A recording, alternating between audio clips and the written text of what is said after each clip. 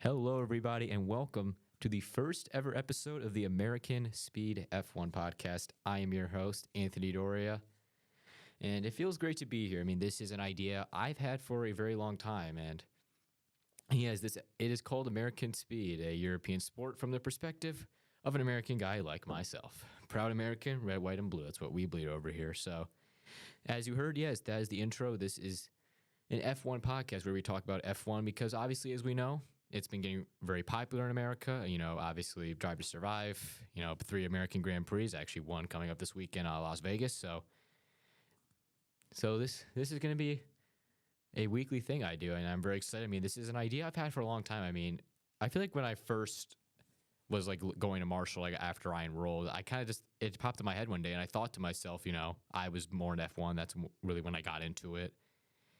So that's what I did. This idea came up in my head, and I thought, because it's a European sport, but a lot of Americans talk about it because, there's a lot of podcasts about it, and there's Americans that do it. So it came to me, American Speed.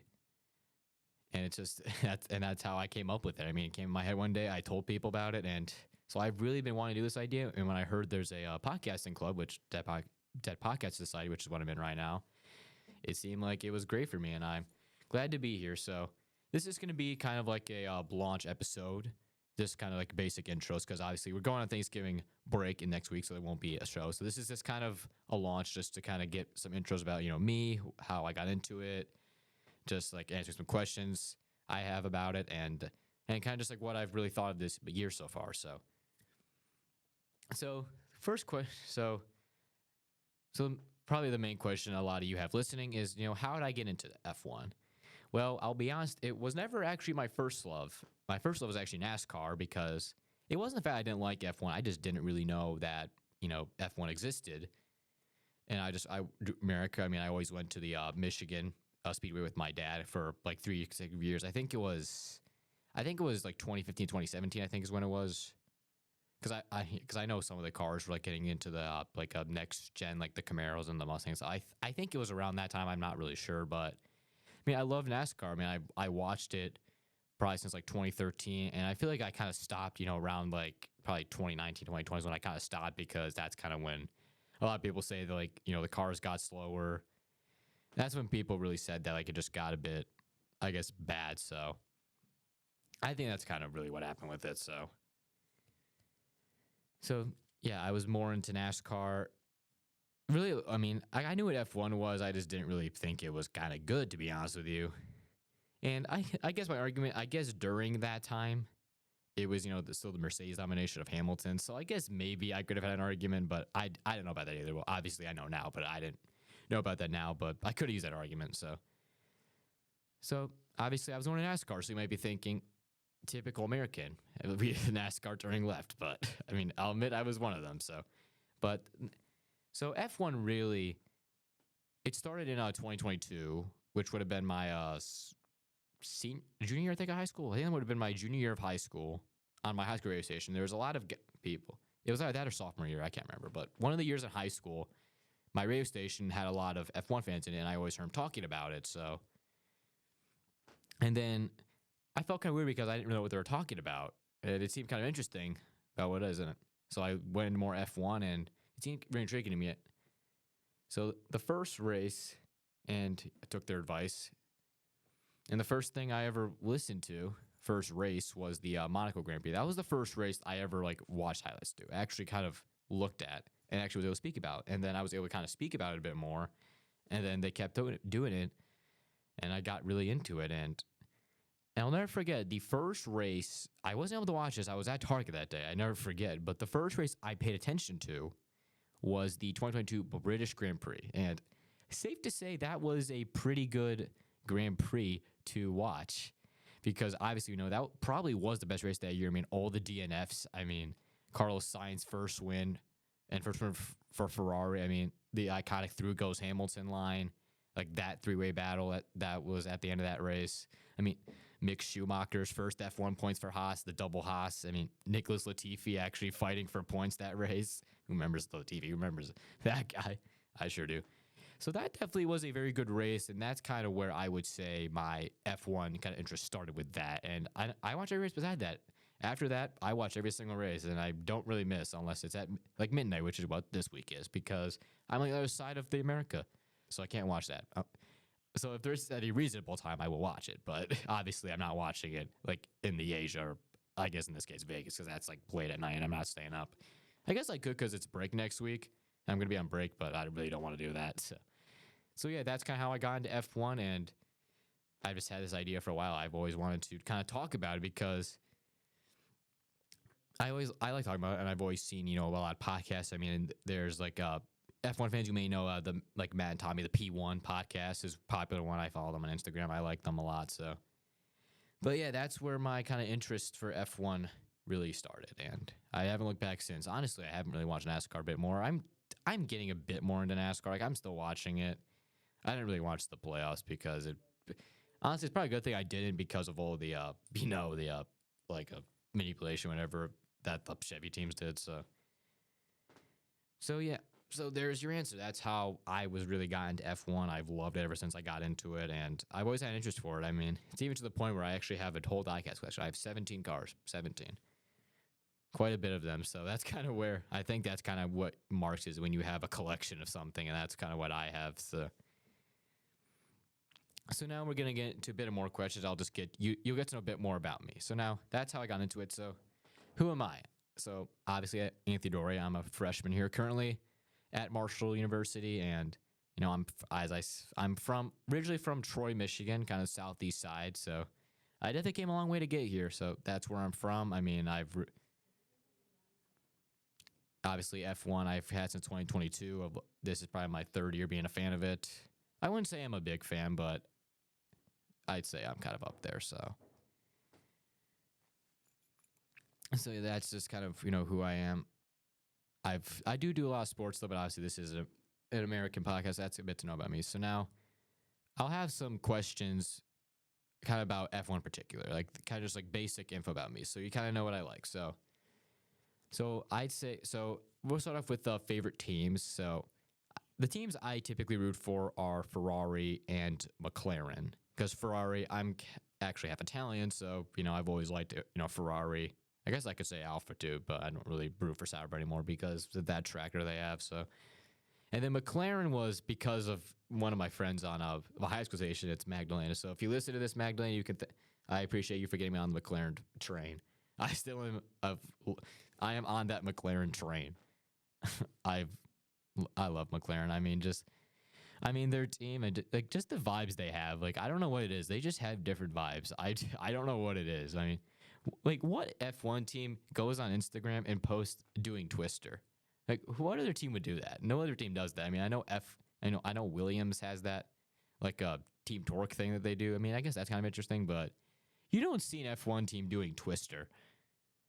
And actually being you guys may know that iconic thing that Lando said. I'm not gonna say it, obviously. It's not like bad or anything, but like just go to that clip and you'll know what I'm talking about when you see it. So, and I do kind of do Williams a bit as well. I was kind of more into it when Sargent was still there because I'm an American, but I mean I still kind of do. I mean I kind of like the underdog mentality. I've always liked an underdog, so I'd say those are really the three main teams I root for. I mean, I'm not really Mercedes. I mean, I'm not really a Mercedes fan. I mean, I kind of support them, but I wouldn't say I'm like a huge Mercedes fan.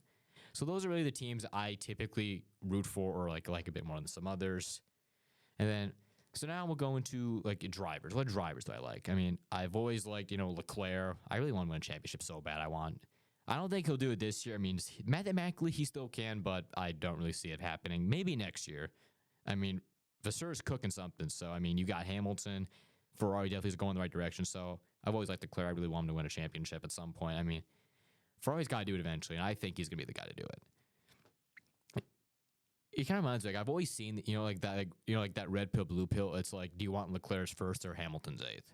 So, that's a tough decision, but I really do want Leclerc to win. I think, yeah, he definitely has the potential to do it. I can see him doing it. Then, obviously, I like both McLaren drivers, Lando Norris, Oscar Piastri. Two drivers I like. Like Oscar Piastri is my comfort driver. Like that man is the perfect comfort driver you have. He's chill. Like he just doesn't care. He's chill. Like it's always like been the meme where like he celebrated his like grill the grid trophy more than his actual first trophy in Hungary. Okay, we we might know why that was the case, but like the point is like he's celebrating a trophy that is literally about just trivia, and he's happy he won that. Like he actually milked winning that. Like he milked it. Obviously not now, but that was just like that is what I mean. He's a comfort driver. I mean, and Lando just makes you laugh. If there's any driver that I guarantee you can make you laugh, it's Lando Norris or Ricardo. Rest in peace to Ricardo. He's not dead. He's gone. He's not dead. I probably should have made that. So yeah, McLaren. I like their drivers, and then obviously I said this a bit earlier, but I did like Logan Sargent. He was a guy I did like when he was still there. I mean, I wanted that to work out so bad. I really want to see him succeed. I mean, he had his moments, and he has moments, but I got to be realistic with myself and say just wasn't going to work out. And obviously, Colapinto's doing significantly better than he ever did. So I can't really argue that, but I still liked rooting for him.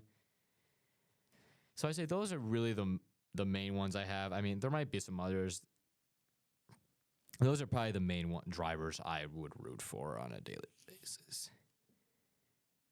I mean, yeah. I kind of actually no. Actually, I forgot to mention Pierre Gasly. So Pierre Gasly also is a driver that I've always liked. I mean, like just look at what that man's gone through. I mean, like Pierre Gasly is actually very inspirational. I mean, he and Leclerc actually are both. I mean, they both lost family members. I mean, like both of their first wins were pretty magical. I mean, Leclerc happened on the same weekend that his friend Anton Hubert died, and also Gasly knew him too. Like, so that's really kind of where Leclerc is. I mean, and Gasly's first win was like kind of almost a year after. It was the weekend after Belgium, but like that magical win he had, like the radio, like the infamous "What did we just do?" line. So I mean, like they're both just very inspirational. I mean, I've always liked that. Like they've overcome so much, and that's kind of something I want to do in life. Is that just like overcoming? That's kind of why I like Gasly a lot. I mean, like he's very inspirational with what he's done. I mean, like he always fights. Doesn't matter. He's always fighting. That first win, like he's still the last French. Actually no, he isn't. Actually, Ocon is. But he's still one of the most recent French drivers to win a race, and he joins that list of France, which wasn't big, I should add. So yeah, I do like Gasly as well. So that's really my favorite drivers who I typically will root for. And then yeah. Two main things, obviously. I mean, now, favorite track. Now, favorite track is kind of difficult because there's kind of different criteria you can have. Like, you could maybe have one, for like maybe like just driving. You can have one for like overtakes, for like maybe like history. So I guess I think just pure racing with overtakes, like Silverstone. I think Silverstone is easily one of my favorite track. I mean, it's like in the F1 game, it's a really fun drive. I mean, it always got great races. The last British Grand Prix have all been great races. It usually one up there in Grand Prix weekends. I mean, like this year, like all the chaos that happened that year. Like you saw Lewis Hamilton win for the first time since 2024. I mean, 2022, you had Sainz's first win, that crazy race with the unfortunate Zhou Guan Yu crash on lap 1. Like that was, I mean, 2023 was the year that sparked the McLaren comeback to where they are now. Like, there's always been great moments at that race. So I think that's one of my favorite pure racing and overtakes. And I think now, this one in particular, this could be kind of a controversial one. I've heard differing views on this one, but I think with pure driving, like it kind of like on the F1 game, I know it's not really a great thing to look at, but I think based on that, I actually like Hungary. Like something about that track is like very satisfying. Like go on the F1 game and you drive that track, like it is actually a very satisfying lap. I mean, it's like fast flowing. I know it's not the greatest for races. This year actually kind of was interesting.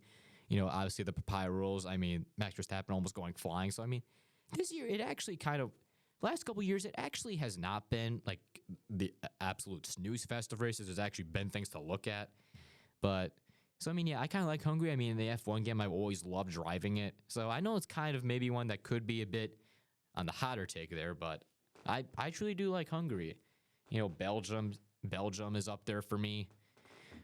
Belgium just obviously is really historic. I mean, the longest track. I mean, the obviously like the straights, Eau Rouge and Radillon, like the infamous uphill like S section. That's always been a good one too. And yeah, now if you case wondering, I do Monaco. I mean, Monaco's different. I mean, I know we obviously just got like extended to like I don't like 23, I think it was, or I don't know, but I think it was like 2030 or 2028 or something like that. Never really been a fan. I mean, it's just like every race is gonna have very little overtakes if any. I don't really like that one. So yeah, those are really the main tracks that I root for, or excuse me, that I like, are those main ones. So obviously that's a bit more about me. I've told you some basic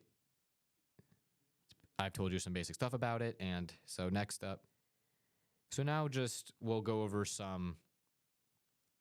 go over some takes of this year. Now, obviously, 2024 has definitely been a better year than some others. I mean, we actually had a somewhat title fight. I mean, this year has had just so many infamous moments. I mean, you have Australia, you have the Ferrari 1-2 of Carlos Sainz and Leclerc after appendix. I mean, Saudi Arabia, Ollie Behrman's Ferrari debut, getting P7 on his debut with very little time to actually get there. And I mean, you have Imola, 0.7 seconds, with Lando actually putting a fight to Max. I mean, you have Charles Leclerc finally breaking through with his Monaco win. And I mean, you have Hamilton at Silverstone finally getting his first one since 2021. And I believe that was his ninth British Grand Prix win. Like, there's just been so many iconic moments. I mean, obviously Lando's first win at Miami. Papaya rules Hungary. Oscar Piastri's first win. And George Russell, the Belgium title whisperer. Well, he didn't win that race, but it was still like, at the time, it was still like that moment. Like, there's just been so many good moments this year. Like, it seems like F1 finally is getting more competitive. Like, there's actually battles to look at. And obviously the title fight. You've actually had multiple drivers in the title fight. So 2024 has definitely been a great year. I mean, I loved watching it. It's been very entertaining. And then yeah, like Austria, you had the title rivals collided in that ordeal with George Russell finally getting a win. Like, there's just been so many great moments, and I feel like this year for F1 is really, getting it up. I mean, because obviously we all know, like 2022 and 2023, people thought it was just going to be another boring year when Verstappen won in Bahrain by 20 seconds. And we all know those 2 years were kind of just not really interesting just because of the same guy winning. Now, personally, that's not my view. That's what people think. And I mean, it's a valid point. I mean, you have the same guy winning every race. I mean, you're going to get bored of it. I mean, because I think the reason people were is that when you look at Mercedes and like the Red Bull dominance, like Mercedes from the V6, Red Bull at the end of the V8 era. Like, when you looked at those, like at least teams were putting up a fight. I mean, now of Vettel's 4 championships, now 2 of them were competitive with Fernando Alonso. Like, at least, and then you look at Mercedes, which was, I mean, not really the start of it, but like kind of towards the later end, they were like, 2017, 2018, 2019. Like, there actually were teams that could fight and compete with them. So I really think that's kind of why people liked those seasons, especially, 2018, I think people really thought was a great year. Because the thing about those is that even though Mercedes won a lot, they had to earn the wins. And when you looked at Red Bull, it was pretty much a guarantee they were going to win unless something bad happened, which it really didn't. The only really thing was the Singapore qualifying. That was really the only bad thing that happened, but pretty much nothing else did. So that was really the argument for that. And I do give you that in some aspect. I mean, I still watched because there still were like good battles. I mean, McLaren was on the comeback. I mean, like the midfield was actually very competitive that year. So I don't think that like it was really all hope. I don't think it was all that bad. But this year, I feel like people have actually been more happy about it because there's actually been competition. There's actually multiple teams that have won races. There's actually teams in the Constructors' Championship fight. There's drivers in the Drivers' title fight. So this year's been very great. Now, just my take, I mean, obviously, I think Verstappen's going to win. I mean, he has a big points lead right now. It's over 60 points. I mean, it seems very unlikely to me that Lando's going to win. I mean, Leclerc, he's still mathematically in it, but I still really don't see him getting it. I mean, Ferrari definitely have been more consistent this year. They've been on a lot better form, especially kind of towards the second half of the year. But I think the form just came a bit too late. Like I feel like if they kind of had that form like through the first half of the year with like the wins, I mean they still were good. Don't get me wrong. It's not like they like went off a cliff. Like they still were competitive. They just couldn't quite get the wins. I feel like if Leclerc could have had a bit better luck. I mean, there were like some weekends. I think it was after Monaco. He had a couple bad weekends. I believe it was after there around that time. I think if Ferrari was just a bit more consistent and maybe had one or two more wins, or at least some more podiums, and they beat Max more, he could have realistically had a shot to get him. And it kind of sucks because like we finally saw like Leclerc actually showing what he could do. I mean, like Monza. Like you looked at that Monza race, like that strategy call, just stay out. And you saw the ticker go down. You saw the ticker with Piastri keep going down, and he held on to it. Like he actually showed magic this year. Like we actually saw Leclerc that we knew we were going to see, that we couldn't see in 2023 because that car was unreliable. Like we actually saw the Leclerc that we knew we could see with what he could do. And when he won those races, he won them in great fashion. Like he earned those wins, no doubt about that. And, it felt great that we actually got to see it, but the form just got there a bit too late. And he just wasn't able to get Max on times that he should have. But don't get me wrong, Leclerc, I do think he can still win it in a couple years. I mean, he's still in his prime. He's going to be at Ferrari for a long time. They got to win it eventually. The only problem is he's going to have Hamilton there. And Hamilton wants to get his eighth too to finally secure himself as the driver with the most championships of all of F1. Now, we go on to Lando Norris's side. I mean, Lando, don't get me wrong. I do still like the guy. I mean, I know some people have been turning on him because with some comments he said about Max, which I don't agree with, but don't get me wrong. I mean, he definitely has showed that he can fight. I mean, he has 3 wins this year, so he's proven he actually could win races, which was probably the first thing people wanted to see him do. But it seems like every time he goes head-to-head against Max, he loses most of those occasions. I mean, Austria, he crashed into him. I mean, USA, Coda. Okay, we can say that all we want. I mean, we can say that all we want about who should have gotten the penalty, who shouldn't, if there should have been one. We could go all the way about that. But the thing is, going head-to-head against Max Verstappen is a different animal that most drivers can't handle. Now, I'm not saying he can't handle it. I mean, he has won races, but you look at it. Miami was kind of the strategy call and kind of the luck with the safety car that came out. Now, okay, I will say though, Singapore was him. Singapore, he did. He won by over 20 seconds. That race was him. I will give him that. I think we can all agree on that. Obviously, he could have had another win if it wasn't in Hungary, if it wasn't for Piastri, the prior rolls with McLaren. There's just a lot of things. There's a lot of factors that McLaren did. I feel like McLaren just weren't really able, to look and think who they wanted to win it. Now, I will say, true, at the time, Piastri was mathematically still able to win. I don't know if he still is. I don't think he still is. I know he was for a bit of time. He was kind of in the race. I don't believe he is now because there's 3 races left. I don't think he is. I think last weekend probably secured that. But it just seems like Lando just didn't quite have it in him. He bottles. Obviously, we all call him the bottle job Norris. Now, personally, I don't do the names like that. But all the turn 1 blunders he had. You looked at the China sprint. He went in the gravel, went to 6th, didn't really recover from that. But you go to this past weekend at Brazil, and people thought it would get blown wide open. Lando would cut the deficit to around 20 points. It was around, I think it was about 45 going into that race. And you had Verstappen starting P17, and Lando was on pole. And you thought to yourself, this has got to be it. Lando's in first place, Max is in 17th. There's no way Max could possibly win this, or let alone even beat Lando. So off the start, Lando, okay, he's in P2. Okay, that's fine though. He's staying with Russell. He's in P2, so he's in a good position to beat Max still. At the end of the day, you don't have to win, but you have to beat Max. At the end of the day, that's what Lando has to do. But little do we know, but when you have Brazil and rain, that brings out a different monster in Max. You guys remember that Brazil race in 2016 or 2017 where he cut through the field and got that race should have showed you right there. If it's rain in Brazil, a different monster of Max is getting brought out. And we should have seen it right then. We should have known. And we see Max again cutting through the field.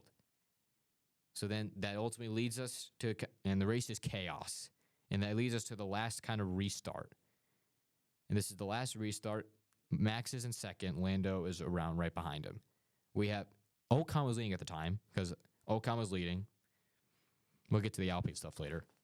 So anyway, moral story, Ocon's leading, Max is in P2. So Max moves to the inside and Ocon gets around him. But who do we see? What McLaren do we see lock up and go wide and lose all his positions and pretty much throws any chance of beating Max away? Lando did.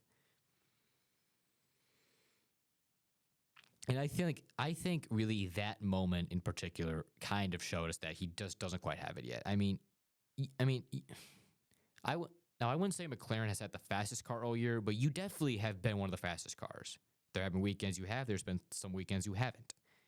But if you've had the fastest car for quite a bit of those weekends, you never got to even within 30 points, you never really got to a realistic chance to actually lead it and be in it. Now, I mean, I know you're still in it mathematically. I'm not saying you can't win it still, but it's really improbable now that you'll do it. And it's like now you might think to yourself, Verstappen went from P17 to P1 and won by almost 20 seconds. I don't know about you, but I'm saying that's skill. I don't really know why you wouldn't say that. But obviously, I'm sure some of you may have heard Lando's post-race comments. He said, like in the post-race interview, he said it's not all talent, it was luck. Like, I'm sorry, Lando. He went from P17 to P1 in the wet in Brazil, which is not an easy track in the rain. And, first of all, you're saying it's luck that he did that? You're the one who locked up. You could have fought him, and you locked up and went in the rain. Your race was pretty much done. There's a lot way to go. And you couldn't overtake anyone. How is that luck? Lando, I would argue that 2 of your wins were luck. Only one of your wins, I would say, was truly, actually skill. Now, obviously, we all know his first win. We all know that his. So we all know his first win. Sorry, we're having some difficulties here with my headphones. But yeah, obviously, we all know first win was in Miami.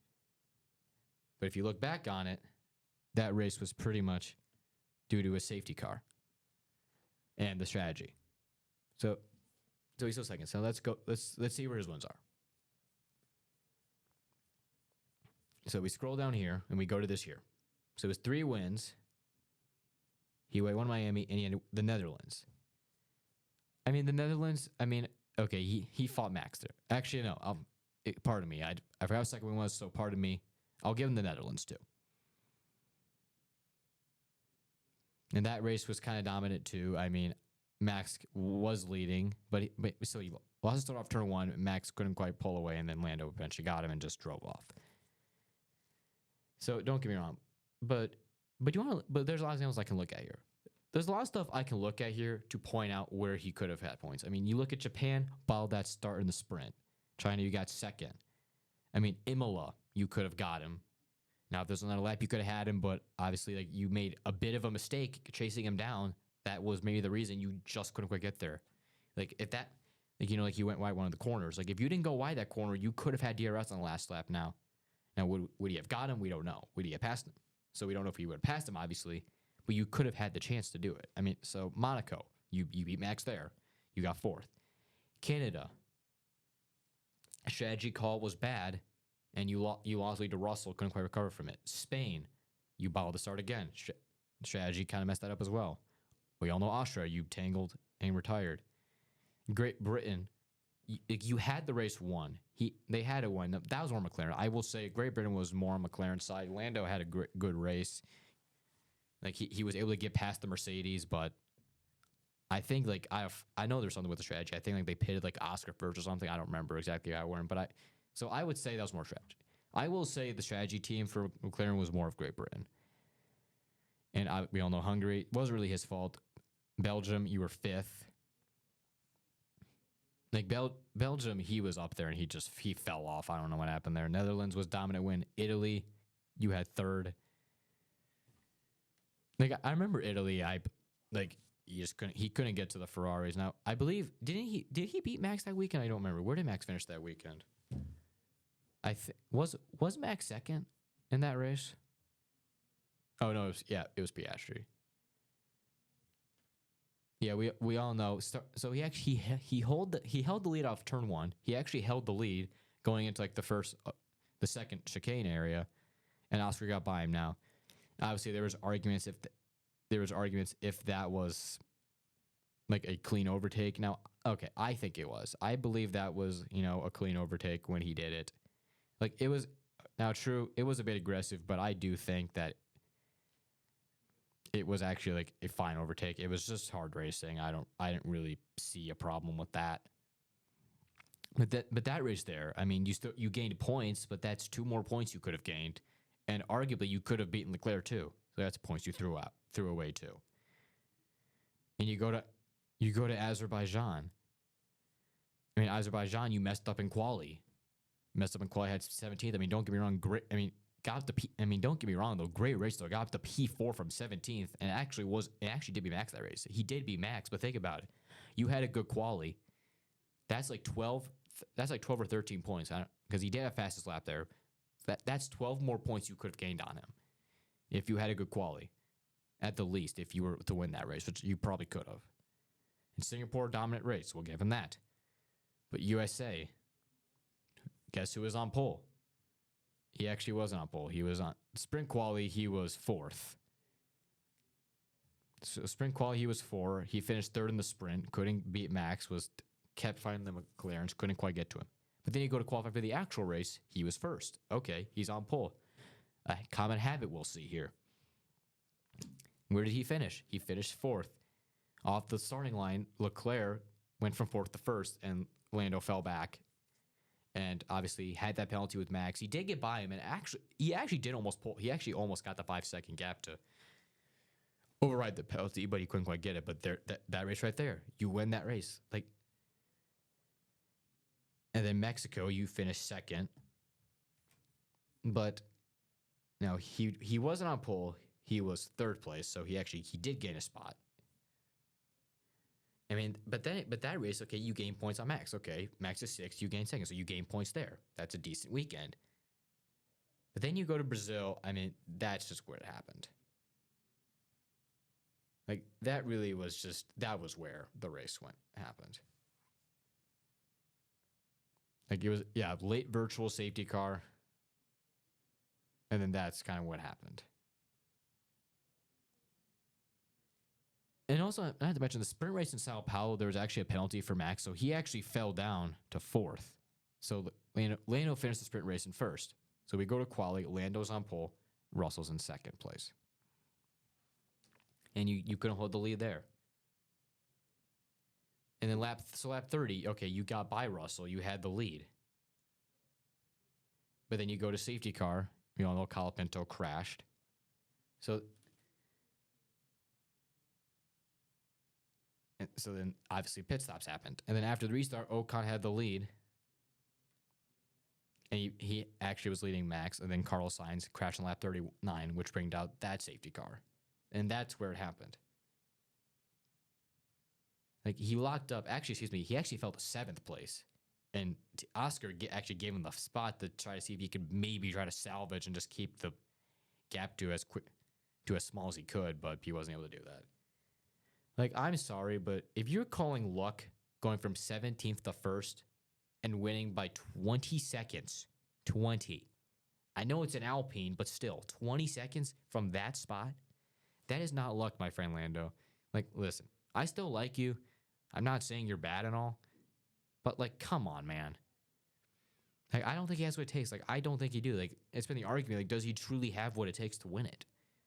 It seems like whenever he tries to go head-to-head with Max, most of the time he loses. And, I mean, I don't... Now, I'm not... Like, you've had the fastest car for quite a bit this year, and you still have not been able to do it. Like, that's unacceptable. you cannot possibly tell me that that was luck, that race, Lando. You locked up. And then cue the infamous by Lando song where when by Lando crashes and goes wide. So, I mean, yeah, that's just my take on the championship. I mean, Max is winning. I don't see, I mean, what's the gap right now? So the gap right now, we go to the standings. Yeah, so we just go to the standings right here, and you see Max Verstappen, 339 points. Lando has 331. So yeah, Oscar's out of it actually. So Oscar's out of it. He probably got out last weekend, I think. And Leclerc is 307.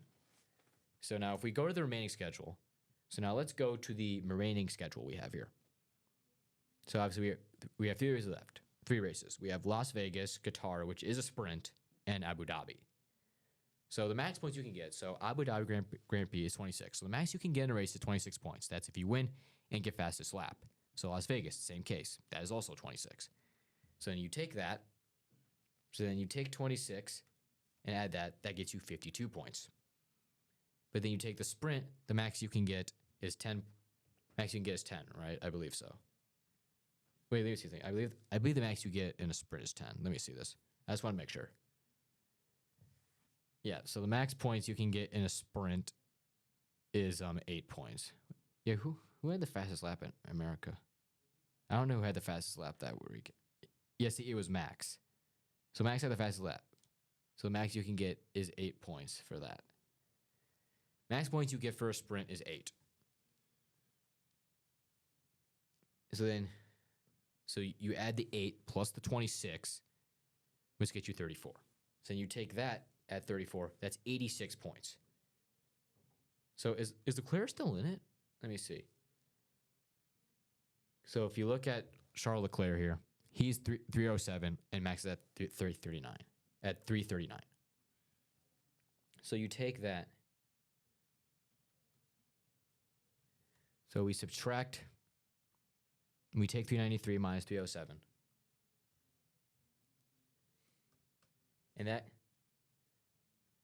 And that will get us 86.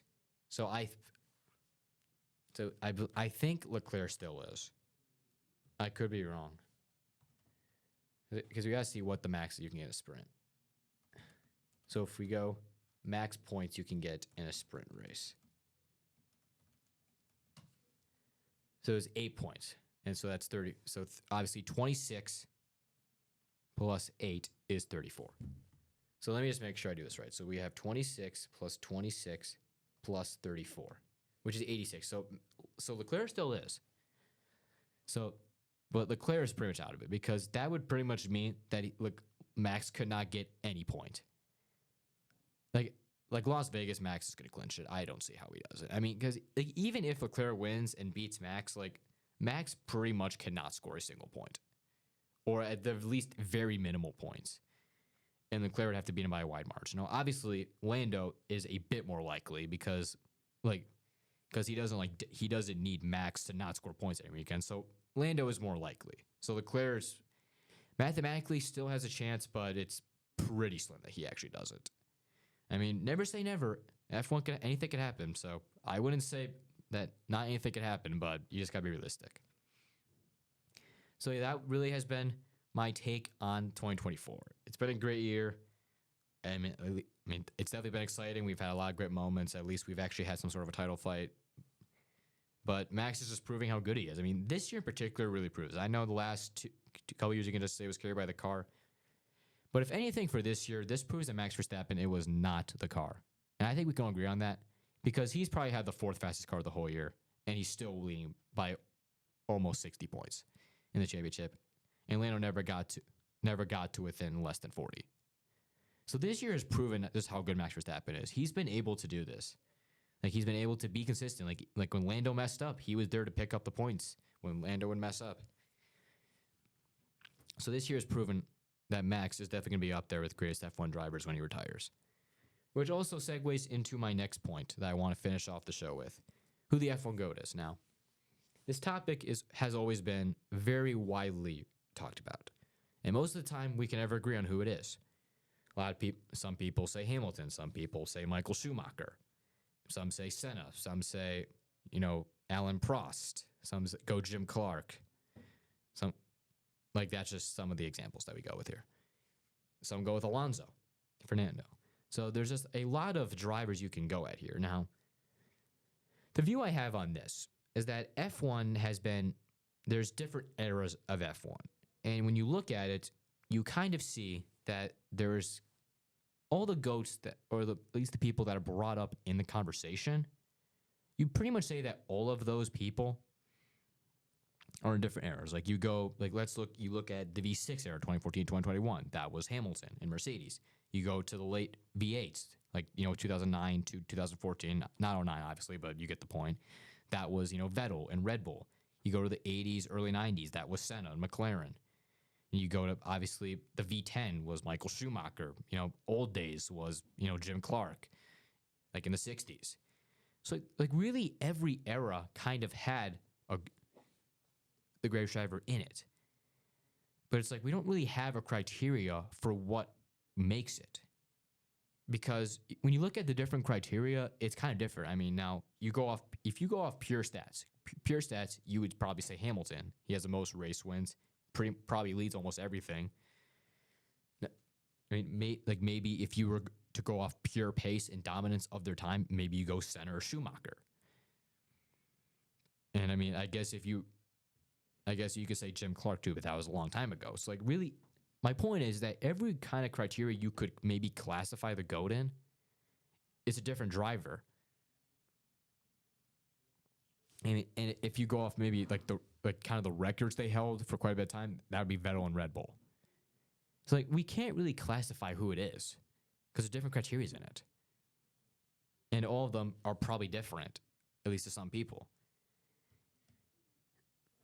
Now, obviously, I'm not saying Max is a GOAT right now.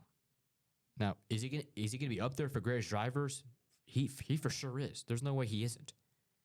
This is probably gonna be his 4th world championship, 3rd in a row, and this year he actually had to earn it with actually not winning since what was it? Last win was Spain, I think it was. This proves it. I mean, if he races for a couple more years, he's probably gonna be up there in the greatest drivers conversation. I don't see how he isn't. So that's just my take on that. I mean, there's different criteria. You can't really classify who the GOAT is. And that's the problem with F1 is that no one agrees on anything. And that's I don't like about the F1 fan base either. Is that we can't agree on anything and people just get mad for no reason. I mean, yeah, so F1 fan base is definitely not good. And I mean, I agree with that, man. I mean, I've been a part of it for a couple of years, and I could agree that F1 fan base is not exactly the most friendly. Now, here's the thing, guys, for this. Guys, F1 is pinnacle motorsport. We all know that. It is. You have to be one of the best drivers. You have to be the best driver in the world. There's 20 seats. Those are very small odds to be one of the to be regarded as one of the best drivers in the entire world. We know that, guys. These have to be the top drivers, and I understand that. They have to be talented. I know the pay drivers and all that stuff, but you understand, guys. Even the worst driver, so who was it this year? Probably Sargent. We'll go Sargent, for example. He was probably the worst this year. We'll go with him. Do you understand that even the worst driver is going to be better than any of us ever will be and will ever be? Even the worst guy in F1, the worst driver each year, is still better than pretty much the entire world at doing what he does. And that's the problem the fan base has. Now I saw this with Sargent in particular, really. Now I don't know if it was just because he's American or he just was really that bad. But if Sargent did literally anything, if anything happened to him, people just automatically assumed it was because of him. And every time he did something, people would just say, "How's he still in F1? He shouldn't have been." And most people argue that he should have been cut year one. I don't agree with that. That's a rookie. You should at least try to keep him for a second year, see if it works. So I'll give James Vallis credit for that. He's the team principal at Williams. I'll give him credit for that, for at least trying to give him a chance. But so my point is, I saw that a lot in particular with Sargent. And obviously we all know probably the breaking point of the F1 community was Abu Dhabi 2021. We all know what happened way too well. Even when I went into that race, I don't know how that happened. So we all remember who crashed. That caused the change was Nicholas Latifi. And if you go into a bit deeper detail on that, do you know he got death threats because of that? Like, how do we not? How do we get to that level? How? You sent a driver death threats because of a championship? Like, seriously? You are that committed to a driver that you are sending someone death just because he didn't win? Like, do you understand? Like, even Lewis Hamilton had to come out himself and say to stop it. And he's the dude that lost because of him. And like, and I truly believe that's the reason Latifi was never the same driver again. It's because of that. He had death threats against him. How do you overcome that? He had to go off social media, and you could tell he was never the same guy again. You could tell that he was kind of faking his interviews, that he truly was not happy. Because of that, because he knew if he made a mistake, people were just going to automatically hate him. No, listen, I'm not saying he was good. I'm not saying he's the best driver we've ever seen. He isn't. But I don't care who it is. I don't care what they do. You do not send a driver death threat just because of a championship. Like, that's where the fan base, that's where it fell. That's when all the walls fell for the F1 community. Why do you think it's regarded as a toxic place? Because of that. It's especially Twitter. I mean, you have Team Hell H. We don't need to get into that. Like, anything happens to Hamilton or the FIA does anything to him, like, they have said some pretty bad stuff there, and we're not getting into that. I mean, it's like, especially like when George, and I remember the Team Hell H especially was, I believe it was a Qatar when like that crash happened, and Hamilton actually, he put out a tweet pretty much saying that he looked at the film and it was his fault, that he was the reason that crash happened. People were, and then all his fans were just saying that George is a horrible driver. Excuse me, why? My eyes may deceive me, but I'm pretty sure that Russell, besides this year, was actually usually consistently beating him in qualifying. I don't know about the race, but I know in qualifying he was consistently beating Hamilton. And he probably was beating the Saints too if it wasn't for like the DNFs that Russell had, because I know he had a lot more than Hamilton last year. But that's my point, is that I just want fans to be better. Like, if we're trying to welcome fans in, and not to mention in America, especially where I'm from, it's kind of a lot of the younger generations. Like, there's F1 kids. I mean, you have on Netflix, who you watch that? Kind of like people my age, like younger than maybe some of those people are. If you want to bring kids in, especially, like, is that the fan base you want? Is that what you want them to see? That shouldn't be. And I don't see how we find that acceptable. It's unacceptable. Like, if here's the thing, if you go to the point of abusing a driver or a team because of that, I want nothing to do with you. You cannot possibly tell me that is right in your mind to do that. I would never do that. I respect every single driver or team. Now, as I said, I root for some teams and drivers a bit more. But that doesn't mean that I don't respect every other driver and team. I do. It takes a lot to get there. So that's just not. So I just want it to be more open, especially with the generation we have coming in. So, but anyway, that will do it for the first edition of American Speed Podcast. So this is kind of just an introductory episode. You just got to know about me. Just had some takes on some other things. So this will be an introduction episode. We will not have a show this week because of Thanksgiving break next week, but this will be a weekly thing that will be released. So I'm looking forward to releasing this to all you guys, and I thank you all for listening. Tune in next time for the next edition of the American Speed F1 Podcast. I'm your host, Anthony Doria. Thank you for tuning in.